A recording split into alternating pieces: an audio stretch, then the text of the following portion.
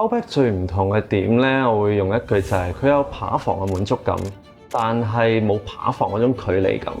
今日嘅 Outback 咧已經唔止係一間食牛扒嘅餐廳嘅。咁近年來消費者嘅模式變化得好快啦，你有冇留意到香港嘅年輕嘅一代喺食飯呢件事上邊有冇啲乜嘢改變呢？佢哋唔係淨係問食乜嘢，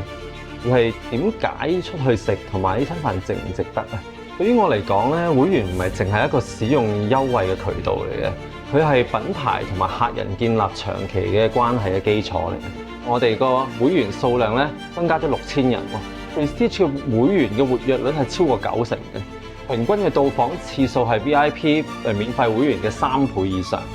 所以我覺得 Outback 承載嘅唔只係慶祝本身，而係一種低壓力、容易安排、大家都好舒壓嘅用餐狀態啊！飲品牌除咗食物之外，仲有乜嘢係會令人記得嘅呢？歡迎翻嚟到 Eva Show， 我係 Peggy。講起 Outback， 香港人一定唔陌生，無論係家庭嘅聚會啊、朋友嘅 gathering 或者係節日嘅慶祝，每個人都有屬於自己嘅 Outback moment。但係近年來，香港嘅飲食市場變化得好快，消費者唔單止係追求食物嘅品質，更加注重嘅係整體嘅品牌體驗。咁今日我哋邀請到 Outback 嘅 Marketing Lead Patrick 同我哋分享一下一個咁經典嘅餐飲品牌如何喺香港市場可以持續保持吸引力，同時吸引新一代嘅客戶。歡迎你 Patrick。多謝你 Peggy。我知道 Outback 喺香港都相當長嘅時間啦。如果要你重新介紹 Outback，你會點樣形容而家嘅品牌角色啊？今日嘅 Outback 咧已經唔止係一間食牛扒嘅餐廳嘅。咁牛扒依然係好重要嘅核心，因為好多人都係咁樣認識 Outback 㗎嘛。咁但係喺香港嘅市場入邊咧 ，Outback 更加似係介乎一個日常嘅用餐同正式嘅慶祝之間嘅 casual dining 嘅品牌啦。咁香港嘅人生活節奏好快啦，平時食飯都好多時好趕，咁所以大家想認認真真坐低食一餐飯啦，無論係我屋企人啊、朋友或者佢哋啲同事啦，都想獎勵下自己有一個舒服啲、有氣氛啦，同埋唔會太過拘謹嘅地方。咁 Outback 嘅位置就正正喺呢一度啦。可唔可以介紹翻台上邊呢個咁有份量又咁有特色嘅餐點啊？係。咁首先我哋嘅 signature dish 咧就係呢個特製洋葱花球啦。咁亦都喺我哋個品牌好有代表性嘅一個產品嚟嘅。咁好多人好受歡迎嘅燒肉醬味豬肋骨啦。呢個都係我哋好多年已經深入民心嘅 product 啦。咁最尾 steakhouse 梗係唔少得嘅就係呢個美國精選肉蘭扒。我睇到每一份咧個份量都係非常之足夠，而且佢嘅擺盤啦，同埋好有特色，仲有呢個洋葱花入邊都有一個好 special 嘅醬汁。係啊，香港嘅餐飲業其實競爭都非常激烈啦，有好高端嘅 steakhouse 啦，到平價嘅西餐都有。你覺得 Outback 最唔同嘅地方喺邊度？ Outback 最唔同嘅點咧，我會用一句就係佢有扒房嘅滿足感，但係冇扒房嗰種距離感。香港其實唔缺有食扒嘅選擇啊，有好高端嘅 steakhouse 所以好精緻，但係通常比較 formal 啲，價位同埋場合都比較重啲。咁平價嘅西餐亦都容易揾到啊，但係好多時候未必有一間俾到今餐有啲特別嘅感覺啦。咁Outback 唔同嘅地方咧，就係佢企喺呢個中間點入邊，而係將 Outback Steakhouse 上面應該有嘅份量感啊、味道同埋滿足感，變成一個更加容易親近或者係更加日常可以有得到嘅用餐體驗。咁對於香港嘅客人嚟講咧，其實呢一點係好重要嘅，因為好多時咧都唔一定要揀最貴、最正式嘅用餐㗎嘛。咁而係想係一個穩陣啦、有氣氛、食物同埋有記憶點嘅地方，但係唔會令到人太有壓力。咁 Outback 可以做到嗰種平衡，就係食物有份量，咁環境有氣氛，但係嗰種感覺係令你仍然覺得會輕鬆嘅。咁對於我嚟講 ，Outback 喺香港最有價值嘅地方都係佢係一間好有記憶點同埋有冇乜距離感嘅 steakhouse， 亦都係一間好方便我哋有唔同嘅分店喺香港啦。咁亦都係一個客人覺得會選擇容易安排到，亦都食完之後會有滿足感嘅品牌咧。Outback 係一個好國際化嘅品牌啦，但係香港人都非常有自己嘅節奏，你哋有冇做過啲乜嘢本地化嘅調整啊？Outback 作為一個國際品牌咧，我覺得本地化最重要咧，佢唔係改到好香港，佢係嗰種分清楚究竟要保留啲咩咩要調整。咁個品牌核心好似牛扒啊、casual dining 啊呢一啲用餐感咧，係我哋 Outback 入邊嘅 DNA 嚟嘅。咁所以唔係因為個市場唔同就我哋要改到完全失去咗我哋個本性。但係香港亦都有自己好明顯嘅節奏。咁啊，客人需要方便感啦，需要價值感啦，空間嘅感覺同埋個效率要好暢順。咁所以我哋要做嘅咧係將 Outback 原本嗰一種核心放入去香港人真正嘅用餐體驗入邊。第一個會係空間嘅。咁 Outback 咧早期嚟香港嘅時候咧，嗰啲鋪頭感覺好似啲美式嘅 steakhouse 咁啊。個燈光會暗啲啦，嗰啲木係會重啲，同埋整個感覺係 enclosed 啲。咁呢種風格當年咧好有外國品牌嘅扒房場景，但係去到而家今日嘅香港客人咧，特別係喺商場入邊嘅客人咧，會係更想有一個明亮啲、開放啲，同埋入到去自在啲嘅餐飲空間。咁所以咧近年我哋新嘅鋪頭啦，或者係翻新嘅鋪頭咧，都會用翻呢一種更加暢順、更加自由嘅出邊會感受到鋪入邊嘅氣氛嘅場景。不過我哋唔係完全放棄一個 steakhouse 嘅質感，而係將佢調整更符合香港市民中意嘅 casual dining steakhouse。第二個層面係產品，對於我哋嚟講咧，本地化唔一定要夾硬將一啲創造一個全新嘅口味，而係為咗品牌本身佢有啲咩資產。可以點樣延伸到香港客人嘅日常生活入邊？咁好似我依家手頭上呢個黑糖麥包咁樣啦，係啦。咁其實因為我哋呢個產品都係好有記憶點嘅一個 Outback 嘅特色產品嚟嘅。咁所以咧，我哋就喺早年嘅時候咧，就做咗一個外帶裝啦，咁俾人哋可以買翻屋企去享用嘅。咁呢個咧就係一個比較自然嘅本地化啦，因為佢唔改變品牌啦。亦都將客人已經認得、已經有感覺嘅產品咧，放去更加多場景入邊。我知道呢個係一個好特色嘅黑糖麥包，可唔可以要？可以，係送俾你。咁第三點會係個顧客嘅旅程啊。咁香港人咧好重視方便啊，咁亦都唔想個流程太複雜啊。由收到優惠啦，用 coupon 啦，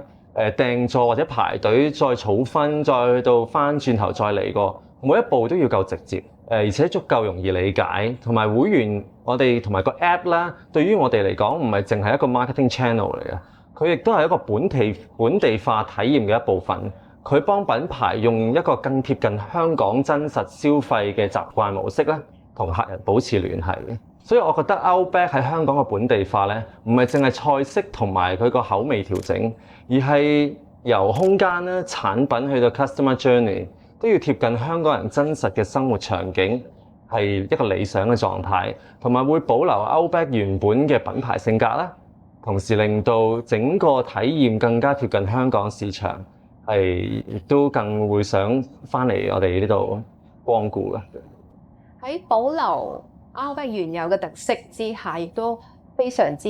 customize 貼近香港人嘅生活方式。咁近年來消費者嘅模式變化得好快啦，你有冇留意到香港嘅年輕嘅一代喺食飯呢件事上邊有冇啲乜嘢改變呢？我覺得近年年輕一代喺食飯呢件事上邊咧，最大嘅轉變，佢哋唔係淨係問食乜嘢，而係點解出去食同埋呢餐飯值唔值得啊？以前大家出去食飯可能係某一間餐廳好出名，或者係某一個道菜好食。而家嘅年輕人會考慮得更加全面嘅。第一，佢係個價值感啊，佢哋未必係追求最平。亦都會好清楚究竟呢餐飯值唔值。咁第二就係社交內容啦。咁對於年輕人嚟講咧，食飯好多時都唔係淨係解決一餐，係一個 social moment 嚟嘅。咁佢哋會考慮呢個地方啱唔啱同朋友坐低傾偈啦，食物有冇記憶點啦，或者呢個環境有冇一啲畫面感啊。咁而值唔值得佢哋去分享出去咧？呢個亦都代表到唔係樣嘢都要打卡。但係餐飯要有容易俾人記住、容易被講起嘅元素。咁第三就係方便啊。咁啊，年輕人好中意數碼化啦，唔想個流程好複雜，咁所以對 Outback 嚟講，呢個已經提醒咗我哋，唔係靠一個單一嘅 promotion 去吸引年輕嘅客戶，而係由產品、內容、會員同埋成個 journey 一齊設計，去令到更貼近佢哋嘅消費體驗。而家好多餐飲品牌都會用會員去做 marketing 啦，咁你覺得會員對你嚟講係啲點樣嘅角色呢？對於我嚟講咧，會員唔係淨係一個使用優惠嘅渠道嚟嘅，佢係品牌同埋客人建立長期嘅關係嘅基礎嚟嘅。以前咧，餐飲嘅 marketing 咧係好多 campaign driven 嘅，咁例如我哋今個月有啲咩優惠，節日有啲乜嘢新嘅菜單，同埋會推出啲咩新產品，咁呢啲固然都重要嘅。但係如果每一次都係透過一次單次嘅 promotion，品牌同客人之間嘅關係會比較短啦。咁而會員系統嘅價值咧，就可以將佢哋嘅一次消費餐後延伸去成為一個可以維持經營嘅 customer relationship。第一咧，會員會幫我哋更加了解客人嘅。當客人只係 walk in，個品牌見到嘅只係一張單嚟嘅啫。咁但係如果佢成為咗會員咧，我哋就可以清楚咁知道究竟佢點樣同個品牌互動。例如佢係生客定係熟客啦，幾耐冇返過嚟我哋度啦。對於邊一類嘅 offer 比較有反應啲啦，咁呢啲資料咧唔係純粹為咗打擾個客人啊，而係令到係更加用一個相關嘅方式同佢溝通。第二咧，會員幫品牌會製造到更加自然嘅回訪理由嘅。咁餐飲選擇好多啦，客人未必會主動記得每一個品牌，咁所以我哋就要喺呢個合適嘅時間咧，將嗰啲信息投放去俾佢。咁例如生日嘅月份啦、節日啦、會員限定嘅優惠啦，又或者係每一個我哋用餐嘅時候嘅信息咧，都可以令到客人更加容易諗起 Outback 嘅。咁第三咧就係會員令到 marketing 由 mass promotion 慢慢走向更加精準啲嘅 CRM。以前可能係所有客人都收到同一個信息㗎嘛，咁但係長遠嚟講咧，我哋會係想按住唔同客群啦、消費嘅習慣同互動嘅程度，提供啲更適合嘅信息去同佢哋溝通。咁對於客人嚟講，啲信息會有用啲啦；對於我哋嚟講，嗰個 marketing 都會更加有效率。所以會員對我哋嚟講咧，唔係淨係一個短期帶生意額嘅工具，而係一個長期經營顧客嘅系統嚟嘅。咁佢哋幫我哋由做一次 promotion 變做經營一段 customer journey， 所以呢個會係餐飲品牌未來嘅好重要嘅方向。如果我哋可以好熟悉咁知道個會員嘅 customer behaviour， 咁我哋就可以好精準咁推送一啲 information 俾啲客啦，咁個成個 journey 就會好 complete 啦。有冇啲實質嘅例子係會員點樣影響啲客人再回頭咧？我覺得會員最直接影響客人翻嚟鋪頭或者回頭嘅地方，唔係單純佢有張 coupon， 而係會員可以喺適當嘅時間俾客人有一個清楚、更加容易行動嘅理由。咁一個比較完整啲嘅例子咧，就係喺2025年9月嘅時候，我哋喺我哋嘅手機 app 推出咗一個排隊同埋book位嘅功能。咁以前咧，客人咧可能要打電話嚟啦，或者喺鋪頭嚟到嘅時候排隊啦。對於品牌嚟講，佢係將 app 會員同埋實際入店嘅行為連埋咗一齊。為咗推廣去使用咧，我哋當其時唔係淨係推出咗個功能喎，我哋係配合咗會員招募啦，同埋一個獎賞嘅設計嘅。咁新嘅 VIP 免費嘅會員咧，可以喺獲得指定月份嘅優惠券嘅。咁我哋個付費 Prestige 會員咧，亦都有額外嘅優惠券，令到嗰啲客人咧更加積極咁樣加入會員啦，用我哋嘅 app 啦，同埋安排下一次到店。結果喺2025年9月期間咧，我哋個會員數量咧增加咗6000人喎。咁亦都反映當其時我哋個 digital tool 啦、offer 啦同埋營運配合得幾好嘅，咁可以令到有效咁推動佢轉化啦。咁之後咧，我哋仲用咗呢個 Bushman Bread 嘅 Takeaway Pack， 即係頭先我哋講過呢個包裝咧，就係做第二次嘅 engagement。咁會員用咗呢個排隊或者係 book 位嘅功能成功入座咧，佢哋就會得到一張 redemption coupon 去換一個免費嘅黑糖麥包。呢個做法唔係淨係送禮物咁簡單，而係將 app 使用咧、入店咧、會員嘅獎賞同埋體驗連成咗一個閉環啊！咁客人會覺得使用呢個 app 有實際好處啦，咁品牌都可以將慢慢培養客人下一次嚟用翻我哋嘅 app 呢個使用習慣。頭先提到 Prestige 呢個會員啦，點解會由最初嘅儲分變成而家嘅付費先可以享用咧？我唔會話我哋係由儲分變成付費會員，因為VIP 嘅免費會員同儲分嘅制度依然好重要嘅。VIP 嘅會員咧負責將品牌嘅大會員嘅基礎累積嘅，咁會令到更加多人咧進入 Outback 嗰個 customer journey 入邊。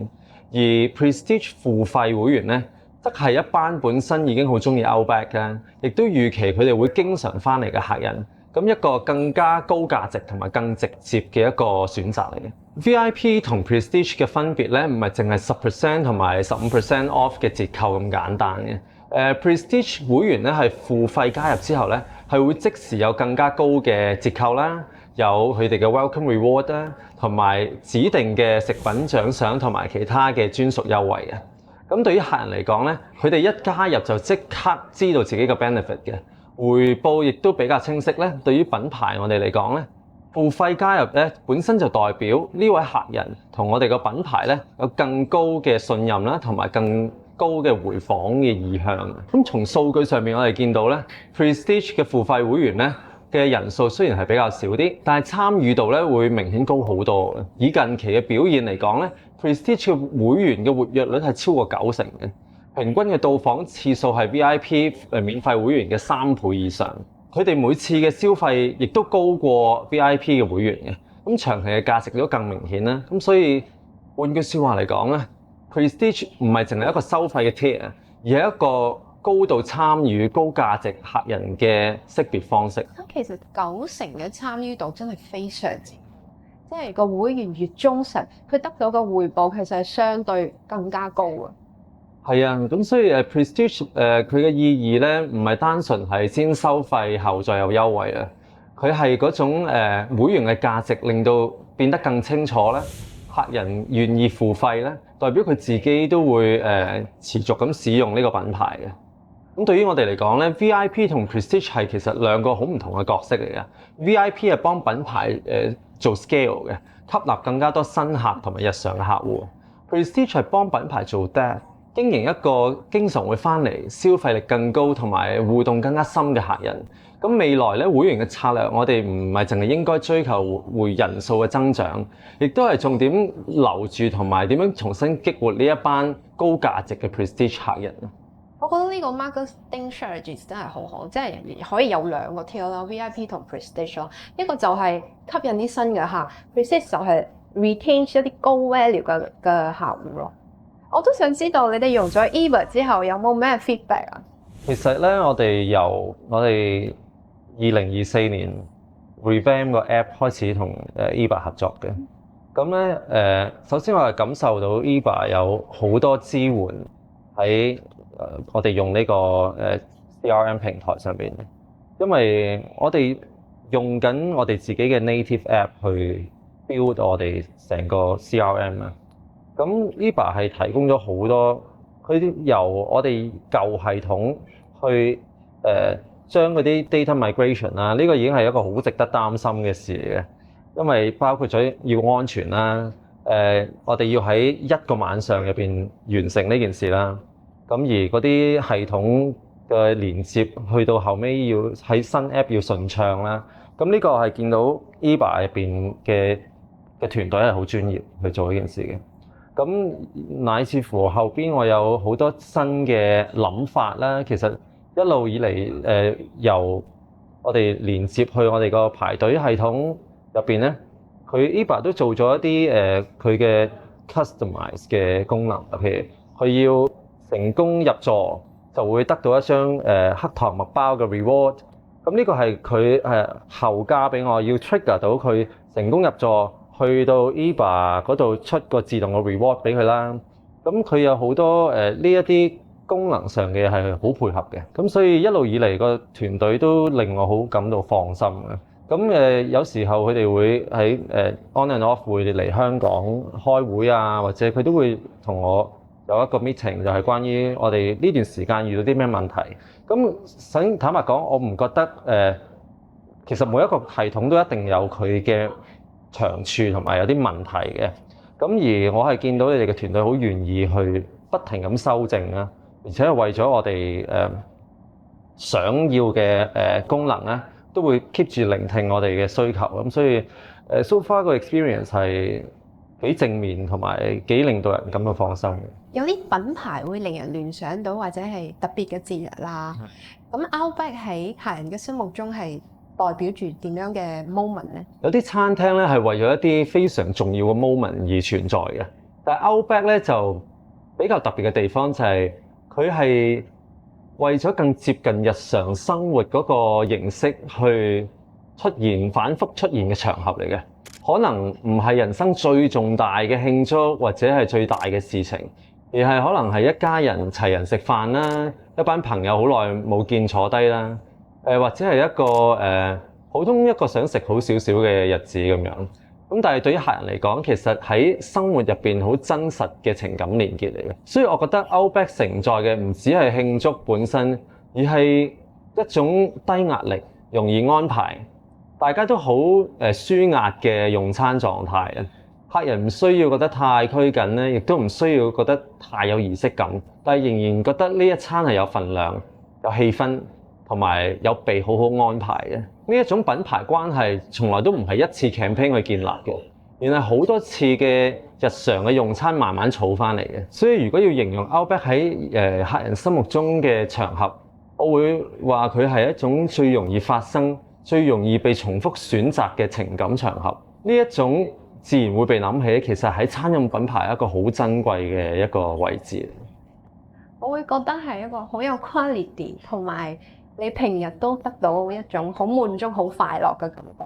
做餐飲其實都有好大嘅營運壓力，譬如話成本啦、人手啦。咁 Outback 如何可以喺現實嘅限制下邊維持品牌嘅一致性咧？我覺得餐飲品牌最現實嘅地方咧，就係個品牌咧唔可以淨係停留喺 marketing 嘅場面。你可以有一個好靚嘅 campaign， 一個好靚嘅 offer。但係分店如果執行唔到，或者系統支援唔到咧，或者前線唔係足夠清楚咧，最後客人對於品牌嘅體驗都會打折扣。所以喺成本啦、人手同埋營運壓力之下咧，